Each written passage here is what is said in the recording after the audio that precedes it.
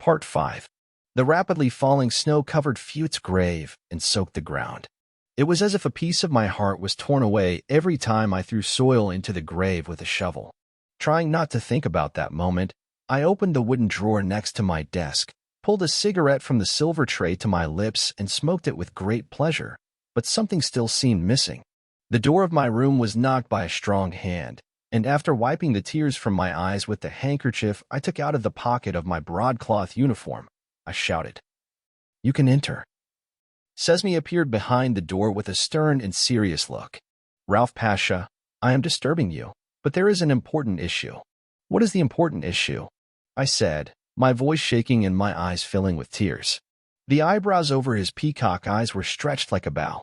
"It would be better if we go to the meeting room, Rauf Pasha, because radios, telegraphs, and communication lines are in the hands of the occupying forces. It may be difficult to understand from here." As I pressed the cigarette that had shrunk from my lips into the ashtray, the bitter smell wafted into my nose. As I stood up from the chair I was sitting on, Sesme opened the door wide open and the dim light from the corridor filled my room. When I left the room, straightening the collar of my uniform, Sesme was walking next to me. "We were sad to bury our friend, but we had nothing to do. The world would not stop and let us go just because we were sad." As I approached the open door of the meeting room, my heartbeat was accelerating and the sweat was flowing down my neck and into me. When I entered the meeting room, all my friends were gathered around the radio on the table. "Good luck, guys." Each of them looked into my eyes and repeated loudly, "Thank you, Pasha." Sesme and I sat down on our chairs. "What is the important issue?" Seysevar continued her speech by interlocking her fingers on the table. "Istanbul government." She suddenly stopped talking while tightening her lips in anger. "What happened to the Istanbul government?" "The Sultan is gone, my Pasha," Tulit completed him. Enver rubbed his red eyes and frowned. "In short, Rauf Pasha ran away. The Sultan ran away," he muttered angrily. My palms were sweaty as my eyes stared out the window with the shutters open. "How could this be? Where did he go? Is there any information about him?" Tulit scratched his head and smiled bitterly. "On a British ship to England." I couldn't stop my hand from shaking as my heart beat faster. "So what? Now the Sultan has left the government?" While smiling with his lips under his mustache, Enver repeated, "Yes, Rauf Pasha, he could not stand the British mandate and pressure and ran away." "Do we have any other information?" Sesme looked around with pitiful eyes and sighed in distress as she crossed her arms on the table. "More than any other information, we have this, Pasha. From now on, the British, Greeks, French, and Italians, that is, the occupying forces, will be in a more dominant position." As he spoke, his voice was rising and his leg was shaking. "Are the radio, telegraph, and telephone lines still down?" "It would be better if these were the only ones, Rauf Pasha. All transportation routes were left in the hands of the Allied powers." I dreamed of Erva while gritting my teeth, and my heart ached when I realized that I had fallen into great despair again. I couldn't sit in my chair any longer, so I stood up and put the revolver on my waist on the Turkish flag in the middle of the table. I continued my words by slamming my fist on the table. "The moment an enemy confronts us, his right is death. The enemy is strong in Kanakhale and the Straits. There is nothing to lose from now on. On the contrary, our Unionist hearts will win. The little students will take wooden-handled rifles and fight for the homeland in foreign hands, far from their homes and mothers. As long as this life is in this body, no one will be able to defeat this country. No one will molest the honor of my country. If necessary, we will remain heroes without graves, and we will sacrifice our lives and blood for this country without blinking an eye." When I finished speaking, my loud voice echoed through the walls and my throat felt dry and sore. All my friends were trying to look at the gun and flag in front of them with strong eyes, without speaking. Tulit straightened the collar of his broadcloth uniform, stood up, and looked at us all one by one. He placed his veined, strong hands on the gun and the flag and shouted, "My dear, may my blood be sacrificed for this country." Then Sesme, Enver, and Seysevar also stood up. "May our lives and blood be sacrificed for this country." After the silence, only the whisper of the rickety gas lamp on the wall and our breathing could be heard. As I retreated helplessly, I watched the white streets of Aksahir from the headquarters window with its shutters open. While the minaret of Hassan Pasha Amaret Mosque was rising as if piercing the sky, the huge dome of Aplixi Mosque was shining like a silver moon, melting the snow on it. Friends, it's okay, you can leave. The Istanbul government is left unattended, but Turkey and the beloved Turkish nation are never helpless and alone. While they all proudly approved what I said and nodded their heads, they left the meeting room with lazy steps. Just when I thought I was alone in the room, a voice, not very strong, whispered, "Pasha." Without taking my glazed eyes away from the wooden-framed window, I asked, "Sir, Saysavar, any news?" I repeated the question to which I knew the answer, slowly turning to Saysavar. "What news?" "I'm asking for Ms. Erva. Is there still any news? Do you know where it is?" I put my hands on my waist and brought a wry smile to my lips. "No, there is still no news, Saysavar. I just know this. I'm still madly in love with him." As his cheeks flushed, he stared sheepishly at the rotting wooden floor. "I'm sorry. I'm really sorry, Ralph Pasha." I added salt to your wound by asking. As I put my hand on his shoulder, I looked into his eyes. "No, do not think like that. You didn't think of it. It was always on my mind anyway." His lips turned into a thin line as his head rose upright. When he walked out of the room slowly, clicking his leather boots together, I was left alone again. When my surroundings fell into deep silence, I realized the bleeding wound of my soul. My love had taken me to a gallows and was tightening the thick rope around my throat day by day. While my eyes were about to fill with tears again, I quickly took out my pocket and wiped my tears with my square-embroidered handkerchief and left the meeting room. Gloomy and gray clouds gathered in curtains over Aksahir and were approaching the earth as if they wanted to shout out a pain or a mistake. As I walked up the creaking wooden steps, leaving all despair aside, I heard a voice behind me. "Paham. Ralph Pasha, can you look at it for a second?" Trying to erase the calm expression on my face with a fake smile, I slowly turned around on the steps. Of course. A young private turned his eyes away from the phone he was talking about before and said excitedly, "Mr. Namek just called. The students are now traveling to Kanakhale and they all want to say goodbye to you. They will be here soon. I hope I did not put them at risk, Pasha." I continued my words while adjusting my wire-rimmed glasses that made my thoughtful eyes look larger. "I want to see them. That's good. Take them all to the meeting room when they arrive." He shook his head gently as he adjusted his cap on his head. Asterisk, asterisk, asterisk. The brave students of Aksahir Sultanisi were lined up side by side at the long wooden table in the hall. While looking into each of their eyes, they responded to me with a smile. They were not students anymore, but mimitsiks with fire in their hearts. As I walked among the chairs, I wanted to stay close to the young people. You all received the consent of your family, your environment, and most importantly, your own hearts, right? Tariq, who was chosen as the spokesperson of the group, stood up with his hands folded in front of him. "We got it, Ralph Pasha. We are now Mimitsik. Risking everything, we are going to our hometown Aksahir, perhaps saying our last farewell." As I stood upright, my face turned pale and my voice cracked. "It's like a mother's home, not a lover's lap, so you should know that." Fizi stood up normally from the chair under him and spoke quickly. "We know, Ralph Pa." Tariq hit Fizi with his elbow and made him sit down, while my lip under my curled mustache curled up with joy. I ignored the fight between the two by folding my arms around my body, and at that moment they both settled back into their old places. When I said, "You won't have such smiling-faced teachers there," I pointed to Mr. Namek. "You will have more serious and loud commanders there. You will no longer have a pen in your hand, but a rifle. You are doing such a good job that you are that much closer to God now." I continued walking for a while without speaking. As Tariq stood up from his chair, he looked away from me with his misty eyes and said, "Maybe we can drink the sherbet of martyrdom." I couldn't speak while looking into Tariq's eyes. I was sweating from nervousness as I stroked my mustache with my hand. "Don't think like that, kids. It's too early to think about it." While Mr. Namek was speaking, everyone bowed their heads and looked ahead with absent-minded eyes. I sighed in annoyance. All I could say was, "Your Namek teacher is right. Kids, get such things out of your mind." At that moment, the door of the meeting room opened with great care, and the head of the private on duty reached inside. "Pasha, I am disturbing you, but someone has come for the students." While my eyebrows were furrowed, I turned my curious eyes to the private. "Who's that?" He scratched his chin with his hand and turned his skeptical gaze towards the door. "Ahmet." I think it was Ahmet Robinson. My calm eyes suddenly sparkled. "Let him in. Let him come in. Private held the door while calling Ahmet Robinson, who was waiting at the door. Ahmet Robinson entered the door with flushed cheeks and irregular breathing. Come, pass, Ahmet Robinson. My voice sounded inviting and strong. As he came out of breath, he continued his words with widening eyes. I went to the school. There was no one there. There was no one, so I consulted Rajab Effendi. They went to the Western headquarters, he said, so I hurriedly came here.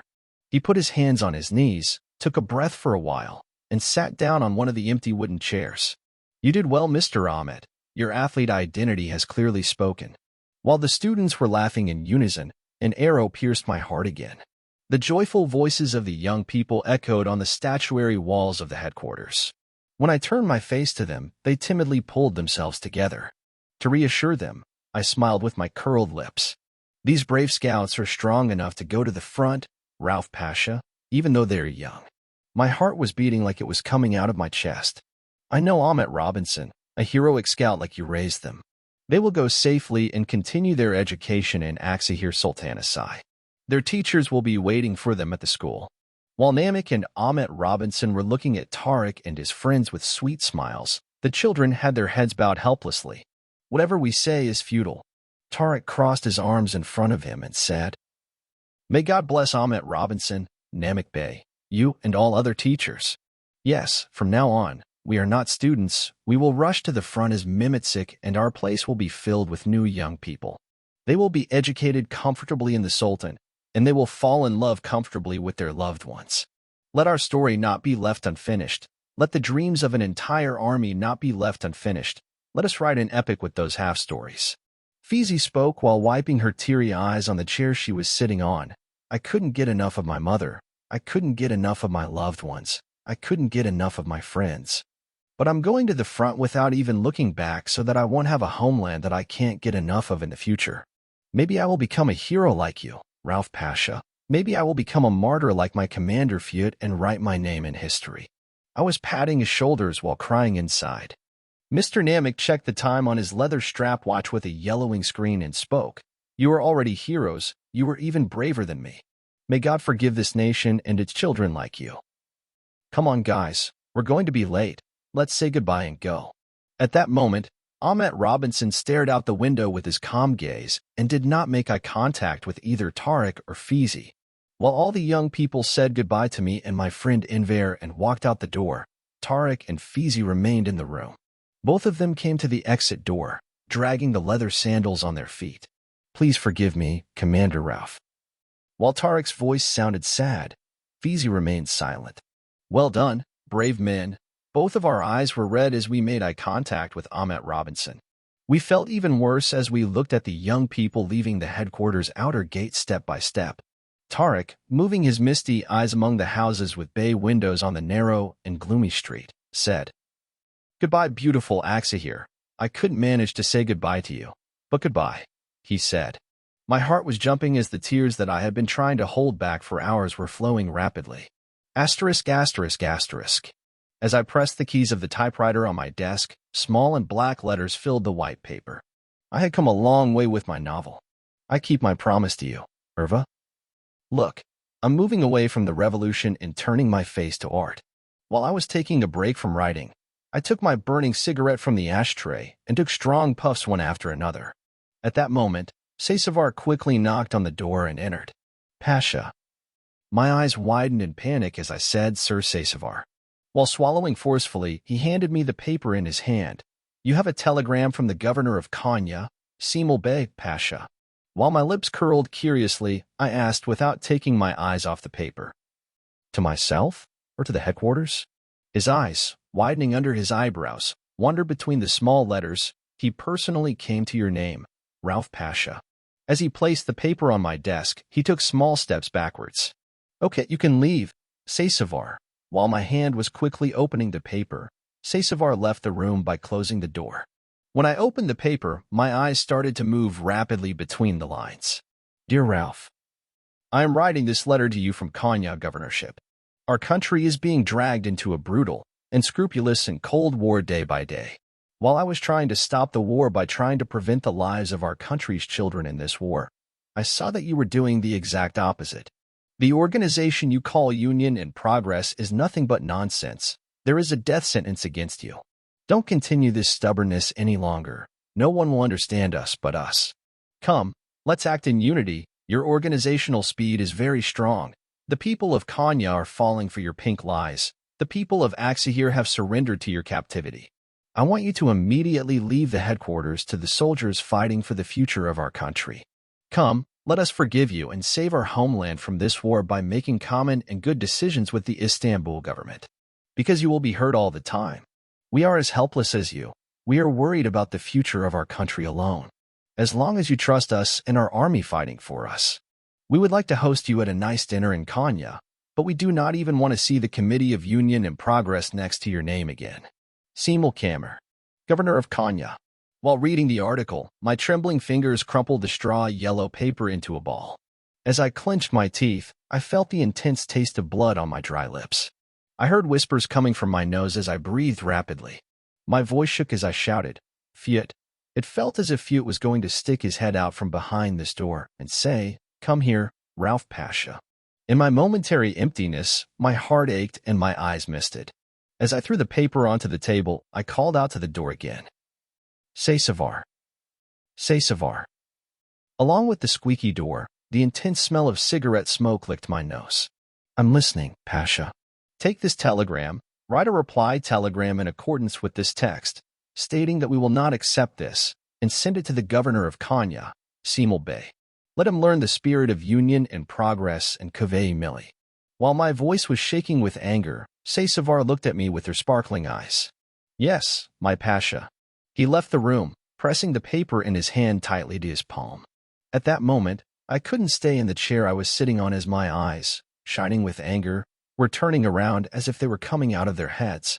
I forced myself to sit up and looked outside for a while. It wasn't long before there was a knock on the door, and I took a break from my work, leaning back in the leather chair. You can come in. As Enver stuck his head through the door, the calm expression on his face remained intact. Come, Enver. My Pasha. He kept silent and swallowed. Ali Riza's aide or something has arrived. My brows furrowed as I leaned forward in the chair. My suspicious gaze darted behind the door, and my fingers crossed on the wide table. Who? Is Ali Riza the owner of Hukmu Arade newspaper?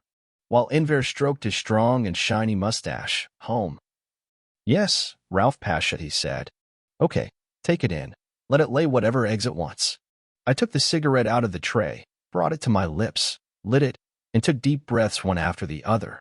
Gloomy smoke came out of my mouth and nose and spread throughout the room. Even though my breathing was difficult, I didn't care. The door to my room opened again and a short man entered, straightening the collar of his cream-colored shirt and placing his red fez on his head. Hello, Ralph Effendi. Without taking my shining eyes off, I pointed to the empty chairs in front of me. Hello, sit down. He sat down on the empty chair I showed him, dragging his leather boots on his feet. The spiteful expression on his face made me feel anger towards him. As I took a deep breath from the cigarette between my fingers and put the cigarette back into the ashtray, I looked into his eyes through the rising gray smoke. What is your purpose in coming here? My name is Adnan. I am Ali Riza Bey's aide. I came to talk to you about the telegram you received today. Pursing my lips and clenching my fingers into fists, I thought to myself, flattery. But I intended to keep what I was feeling inside for a while longer. What can you say about this? How much does the telegram I received concern you, and that government sycophant Ali Riza, who will be your boss? Adnan wiped the sweat that accumulated on his forehead with the back of his hand while taking his fez into his hand. Sir, you are losing because of this contrary thought. You go your own way and fall for the words of a few or so unionists. I interrupted him by slamming my hand on the table. Talk to me truthfully. I'm not going to take advice from a fool like you. After taking deep breaths, his chubby face under his bald head turned red, but he was still trying to remain calm. What is written there is of great importance to you. If you approve what Governor Simul Bey says, Ali Riza Bey will drop your death sentences and include you in the army of the Istanbul government. That's why this is your only solution. While Adnan was talking with fearful eyes, I got up from my chair and approached him. As his bright eyes wandered over me, my heartbeat suddenly accelerated, and the sweat poured from my neck made my body drenched. When I punched him halfway between his mouth and nose, he let out a deep moan and fell on the damp-smelling wooden floor. After he fell to the ground, I kicked his broad and chubby back repeatedly with my boot. At that moment, Saysavar grabbed my arm and pulled me away from Adnan.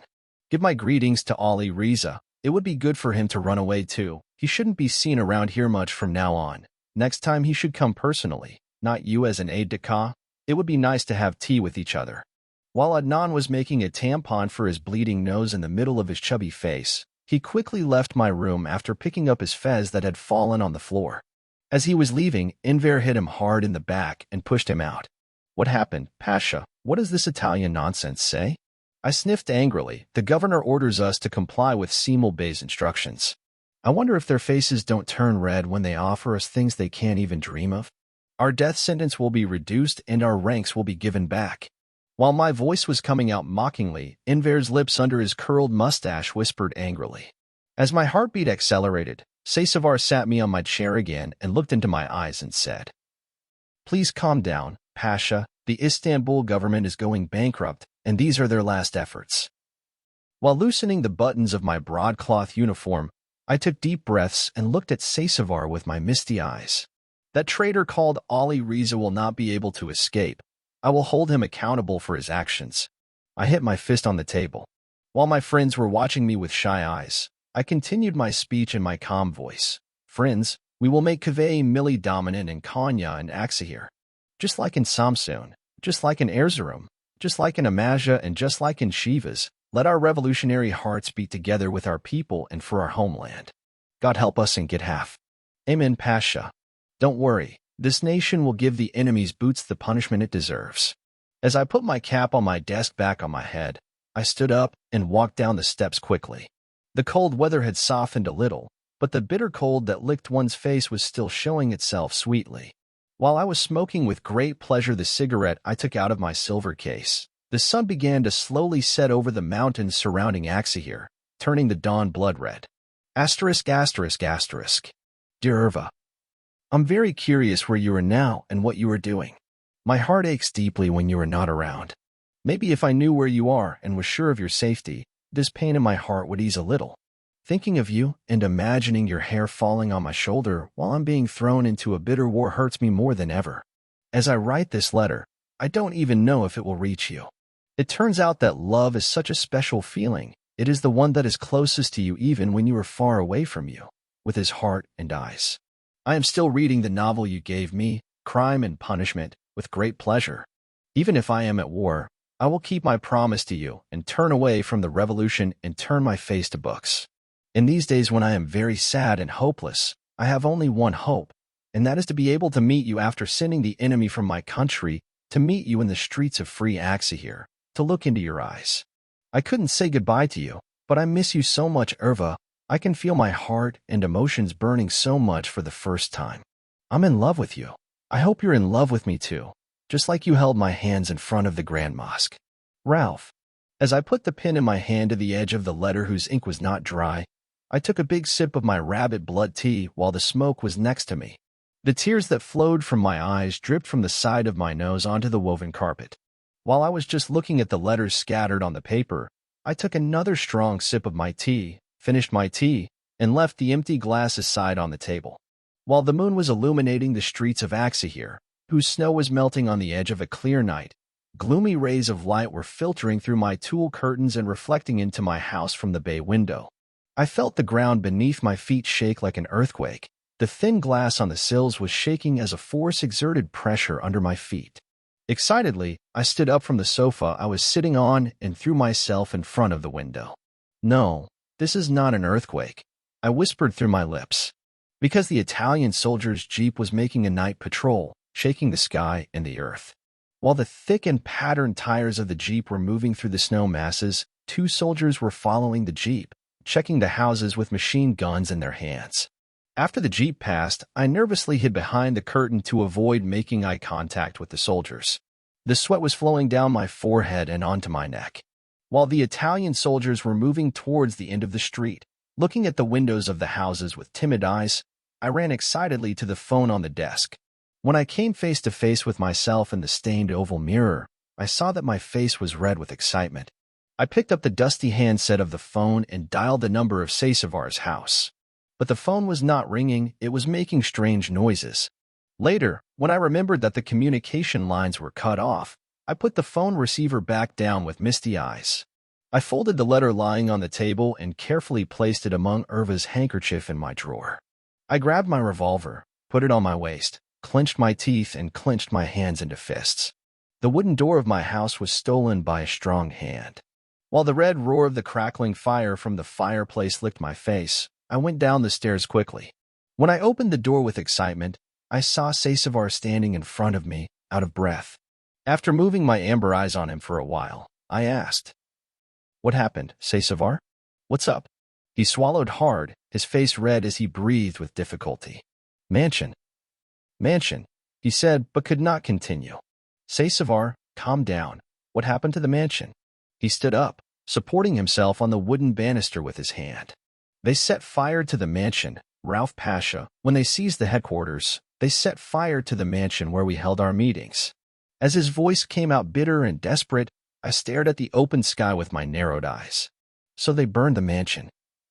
Yes, Pasha, the people were mobilized. Even though they were prevented, the people showed their reaction and extinguished the fire in the mansion together. Even though the news was bad, a bitter smile appeared on my lips.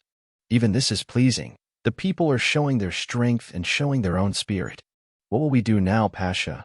After taking my cashmere coat from the hanger and putting on my thick black cap that was lying in front of the mirror, I looked at Sasevar with determined eyes. We will burn too. If we get hurt, we will hurt. Where are the other Unionists? While Sasevar's lips curled mischievously, my friends came out from behind the wall where they were hiding, with their calm and angry faces.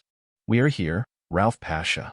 Sesme turned his eyes shining in the dark on me while stroking his curly mustache angrily. Then there is no obstacle. Sasevar frowned and looked at me with her blank gaze. Where are we going, Pasha? To burn and destroy, I said as I closed and locked the door. Follow me, guys. We continued to walk with angry steps while our leather, black boots were crunching the snow accumulated under our feet. Enver approached me with quick steps, and while his cigarette-smelling breath was licking my face, he asked, "Where are we really going, Pasha, or to the mansion?" I glanced at my friend, whose heart was burning like embers. We will look at the mansion on our return, and now we will organize a visit to the building of Hukmuarade newspaper. While all my friends were enjoying themselves and stroking the mustaches under their noses, their lips were curled with joy. We walked through the narrow and gloomy streets, dimly lit. When we arrived in front of Hukmuarade newspaper, the pale cream-colored shutters of the building were tightly closed and the curtains were drawn. The dense smoke rising from the chimneys of the houses created a tumultuous fog among the lights of the city. My eyes were drawn to the pale yellow light shining from the lobby of the building. The light is on inside, Pasha, in the lobby. I was distracted by Tullet's voice. Yes, but it may have been lit to deceive. Sesme did not take her eyes off the lobby. A gas lamp is never lit to mislead. This risk is not taken. There must be someone inside. The wind blowing in the secluded place where we were waiting was hitting my skin like a slap. I lifted both collars of my coat and buried my head helplessly in it. I took a deep breath and exhaled the ashen smoke from my mouth before adding, "Come on, guys, let's go." As I approached the building with rapid steps, I saw the young man behind the curtain drawn to the glass in the lobby, absorbed in the book he was holding in his hands. After making eye contact with my entire team, Enver opened the door and we all jumped in, the two of us in front. The young man left a mark on the book in his hand and stood up from his chair, speaking. "We are closed now, come tomorrow." Enver punched the young man hard on his little nose, and while the young man was thrown to the ground with a painful groan, Enver pointed the gun at his waist at the young man. "We are uninvited guests, don't give us any trouble." He continued his words in a misty voice while looking at the blood flowing from his nose. "Who are you? Or those soldiers of the Committee of Union and Progress? Well done. Look, you know." I kept my angry gaze on the young man while laughing at his sarcastic face. While putting a bullet into the barrel of the gun, Enver whispered, "Pasha, with your permission, I am killing another Ali Riza supporter." Stop. Stop. I will help you. Please don't kill me. Ali Riza forces me to work for him without my consent. His eyes were filled with tears and his voice was tearful. Stop, Enver. I hit his wrist, and at that moment the gun exploded on the wooden floor. As the smell of gunpowder rose and hit my nose, I bent over the young man's head. How will you help us? While wiping the blood flowing from his nose, he swallowed and continued. Ali Riza. I will tell you everything about Ali Riza. I will do everything in secret, whatever I can. I sat there for a while and started thinking. Taking a deep breath, I added, So, how can I be sure that you are telling the truth? He smiled bitterly as the blood dried on the tip of his nose. I don't like Ali Riza either, as long as you save me from his hands. As I took my cap off my head and handed it towards Enver, I stood up from the wood-scented floor, supporting myself with my knees. Okay then, you can start by helping us right away. He looked at me with his confused gaze for a while. How? How so? We will burn this building, and you will turn a blind eye to us, just as he turned a blind eye when our mansion was burned. In the silence, only my friend's breathing could be heard. What's your name? I said, without taking my eyes off him. Servet, my Pasha. While Enver was picking up Servet, I caught sight of the newspapers on the large wooden table in the lobby.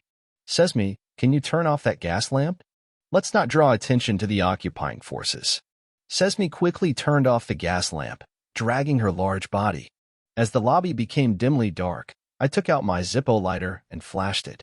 Fortune. Sir Ralph Pasha. I pointed to the stacks of newspapers on the table. Can you put the newspapers over there? My leather boots were pointing right in the middle. Just as I was about to throw the lighter on the newspapers, I remembered the picture that Ali Riza had made for himself in his office. Wait for me here. I'll be right back. I quickly climbed the steps and opened the magnificent door right in front of me and entered. As the smell of cigarette smoke hit my nose painfully, I left the room, removed the wooden frame painting right behind his chair, and returned to my friends. As soon as I relit my Zippo lighter, everyone's eyes were smiling and their lips were curling with joy. Pasha, is this why you went up? The things that really need to burn are here, I said and left the fire on the pile. As the flame grew stronger, we ran out the door. While sooty smoke covered the damp walls, the small newspaper building was now surrendered to the flames. While Servet was watching the building with misty eyes, I touched his shoulder. Don't worry, Ali Riza can't do anything to you. If anything important happens, be sure to let me know. He looked into my eyes while interlocking his fingers. Okay, Pasha. As the flames surrounded the building step by step, my friends and I walked away from the building. Pasha. Sir Sasavar? His voice broke as he breathed. This is Ali Riza. He should not do anything to the child. He can't, I said in my determined voice. As soon as we entered the Arasta Bazaar, a group of Greek soldiers blocked us. As they walked towards them with determined eyes, the soldier in front of them shouted in broken Turkish. Well. Commander Ralph, the murderer of our Commander Nikolaus. While my lips turned into a straight line, I approached him with lazy steps. Loving this country requires heart, blood, nobility, and courage. We do not allow a person with bad blood to step into this country, and when he does, he will pay the price with his life. You cannot understand us. You will not understand us. You do not deserve the hearts of the children of this country. You appeared before us with a simple bolt-action rifle, but we appeared before you with our shroud. That's how it is known. While he was laughing sarcastically, it's heartbreaking. He was knocked to the ground with a punch to his cheek. While his other friends moved, Enver punched a hole in their foreheads with the gun he held in his hand. While the lifeless bodies of Greek soldiers were piled on the snow, we continued to walk through the shops of Arasta Bazaar. My heart stilled as the sound of the night adhan recited from the Aplixi Mosque played in my ears. As I looked at the burnt facade of the mansion, my eyes filled with tears and my heart ached. I hugged Sasavar while she was looking at me with her misty eyes. My lips were shaking and I was sobbing inside. Sasavar, Sesme, Tulit, and Enver's eyes were also filled with tears. The ash pieces of the burnt wooden windows of the mansion were slowly falling to the ground. As I approached the mansion with cautious steps, an intense smell of ash hit my nose. My eyes filled with tears as I grimaced in discomfort. I smiled bitterly as tears wet my lips. The mansion. Unscrupulous people burned the mansion down. Enver spoke with his misty voice, without taking his increasingly dark eyes off the mansion.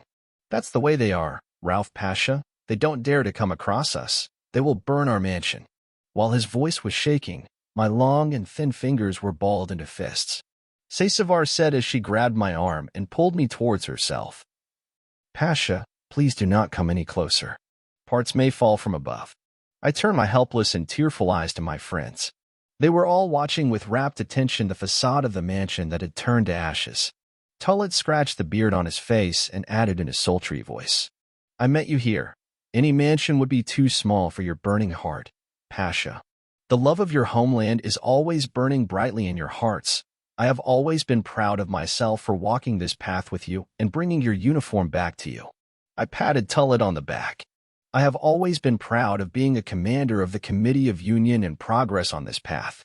We are strong together, friends. What makes us strong is not the iron weapons with holes in our hands, but our heart that beats here and believes until the end," I said, my shaky and shy hands reaching over my heart. While black smoke was rising from the burned building from time to time, I turned my misty gaze to the clear sky. While the moon was shining with all its power, the stars were twinkling. The sweet scents coming from the linden trees in the gardens of the bay-windowed houses surrounding the narrow and gloomy streets of Axahir were occasionally blown into my nose by the breeze. Asterisk, asterisk, asterisk. While my long fingers were running between the dusty keys of the typewriter, I was taking a big sip of my coffee and occasionally glancing at what I had written. As I got up from my swivel chair and walked towards the door, I felt my waist stiffen and my eyes hurt. "You are getting older day by day, Ralph. Your revolutionary heart is now abandoning you," I whispered to myself. I slowly opened the door to my room, straightening my messy hair in the metal mirror above the walnut fountain. At that time, we came face to face with Enver. "Goodbye, Enver?" While she was biting her lip, her squinted eyes were going back and forth on the paper in her hand. Her lip curled into a smile involuntarily. "Semel." "What happened to Semel?" "Konya Governor Semel Kashmir escaped to Istanbul with Italian soldiers, my Pasha." I smiled slyly as my eyes sparkled. "Are you really saying that, Enver?" "Yes, Pasha, there is no surprise. The coward Semel did what was right for him." As I was returning to my room, I signaled Enver to follow me. "Did you send the telegram informing Mustafa Kemal about the situation?" His amber eyes narrowed with excitement as he stroked his curly mustache. "We have withdrawn, Pasha. We are waiting for news." As I parted my hair in half with my hands and placed my wire-framed glasses on my nose, I said in my strong voice, "Good. Very nice," I said. While I was enjoying myself, I was watching the snow-melting streets from the window. I turned his eyes to the sky with great joy and said, "You will all escape soon. You will not be able to stand the truth and the Turkish nation any longer." "Sir Pasha, did you say something?" While I was talking angrily to myself, Enver was looking at me with curious eyes. No, I didn't tell you, Enver."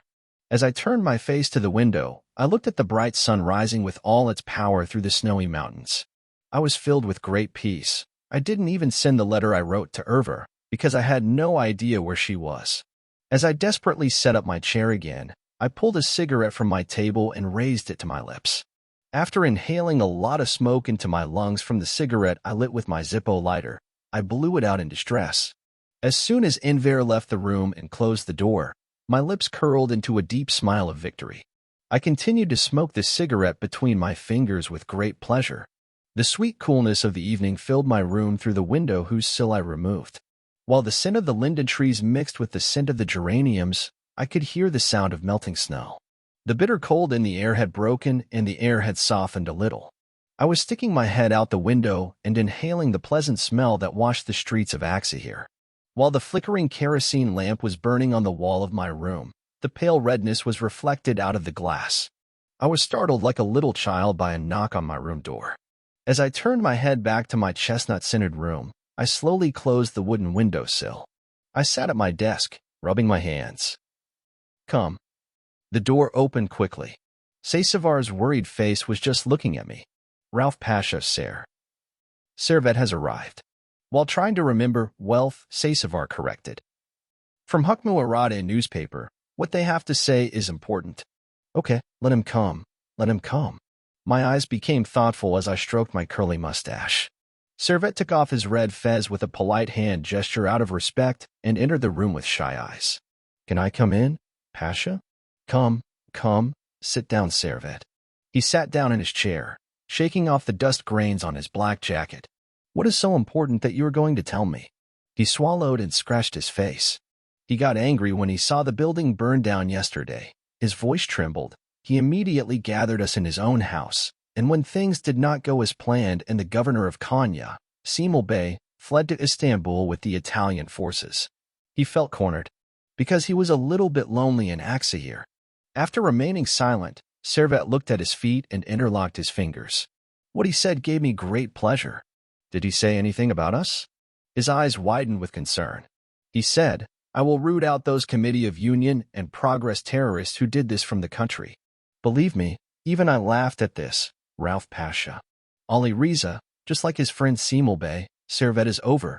I took deep breaths. Is this what you were going to say? This is not it, Pasha. Let me explain the most important point. I'm listening to you, I said, crossing my arms on the table. Ali Riza is also planning to escape, Pasha. I couldn't swallow. My eyes felt like they were going to pop out. I listened to their doors. They made a plan. They are leaving Aksahir tomorrow night. I even called Semil Bey, come to Istanbul immediately before appointing a new governor to Konya. And from there we will go to England together, said Ali Riza, my Pasha. As my eyes narrowed in anger, I continued. Wow, Ali Riza, wow. I breathed heavily through my nose. Are you sure you'll run away tomorrow? He moistened his lips as he squeezed the red fez between his fingers. I'm sure, Pasha. I'm absolutely sure. I will help you tomorrow. You will have a great opportunity to catch him. As I stood up from the chair I was sitting on, I looked into Servet's misty eyes. We need this very much, Servet, because the scum called Ali Riza needs to die now. Pasha, I will take you home secretly after midnight tomorrow, and we will do what is necessary. He spoke without taking his determined eyes off me. I trust you, Servet. I believe in your sincerity. At that moment, his suspicious eyes were watching out of the window. His shaky and bony fingers were moving with all their strength on the red fez under his palm. Rauf Pasha, is it okay if I go? If anyone sees me here, I swear they won't let me live. I continued talking while patting his shoulder. Of course you can go. See you tomorrow night. Don't worry, you will be free from now on. I hope so, Rauf Pasha, I hope so, he said very sincerely and left the room quickly with his red fez on his head. When he left the headquarters, I watched him go through the window that gave out honey-colored light. His fearful eyes were constantly looking around him, and his doubts were evident in every step he took. I gathered all my friends in my room and explained the situation to them. Ali Riza was going to run away. Servet told him about it here. Before he leaves tomorrow, we will act first and prevent him from hurting more. Who is with me? Enver smiled bitterly as he took a strong breath through his nose. He sat up, pushing the chair under him. Then all my friends stood up, pushing the wooden-legged chairs under them. Leather boots made squeaking sounds on the rotting wooden floor. We are with you, Rauf Pasha. Fute's blood will not be left behind. Enver repeated in a sickly voice. Third day evening. Hello, Erva. As the snow was melting drop by drop, the green beauties of Aksahir were revealing themselves, and the scent of the tart linden trees was everywhere. As the sun bid farewell to the day behind the snowy hills surrounding Aksahir, the dawn turned purple. I'm waiting for you, with the embroidered handkerchief you left me in one hand and my tear-stained letter that I never delivered to you in the other. I look forward to the day when I can touch your hair and look into your eyes. I am writing to you my helpless feelings between four walls, with a pen in my hand that is about to run out. It turns out how difficult love is, how difficult it is to fall in love. Love is harder than being a revolutionary, being a commander, being a soldier with a big heart.